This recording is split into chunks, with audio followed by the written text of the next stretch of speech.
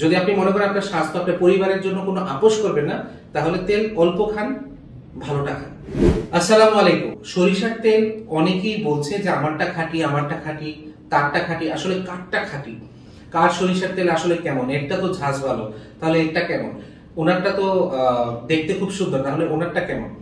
সরিষা দুই ভাবে ভাঙানো যায়। একটা হচ্ছে ঘানি দিয়ে, একটা তো আমাদের একবারে প্রাচীন কাল থেকে যেটা গরুর ঘানি দিয়ে হয়, আর একটা হচ্ছে হলো ঘানি দিয়ে, যেটা আমরা মেশিনের মাধ্যমে চালাই, বাট ভিতরে তেঁতুল কাঠের ঘানি থাকে, যেটা আমার ফ্যাক্টরিতে আছে।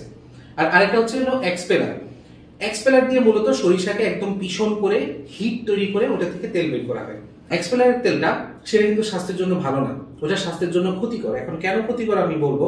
আপনি যখন তেল ভাজতেছেন বা তেল গরম করতেছেন, তেল দিয়ে কোনো কিছু ভাজার পর আমরা গরম তেল রেখে দিই, ওটা কিন্তু একটু বিষাক্ত হয়ে যায়। এখন যত বড় বড় ফ্যাক্টরি আছে বাংলাদেশের মধ্যে, আমি বলবো কেউই ওইভাবে ঘানি ইউজ করছে না। সবাই কি করছে, ম্যাক্সিমাম তেল পাওয়ার জন্য সরিষাকে যত রূপে প্রেসার ক্রিয়েট করে ওটা থেকে তেল বের করা যায় ততই লাভবান। আপনি বলতে পারেন ভাই আপনারও তো ঘানি আছে, তাহলে আপনি ঘানির পরে যে অংশটুকু রেসিডিউটা থাকে সরিষা, তাহলে আপনি খোল কিভাবে বের করছেন?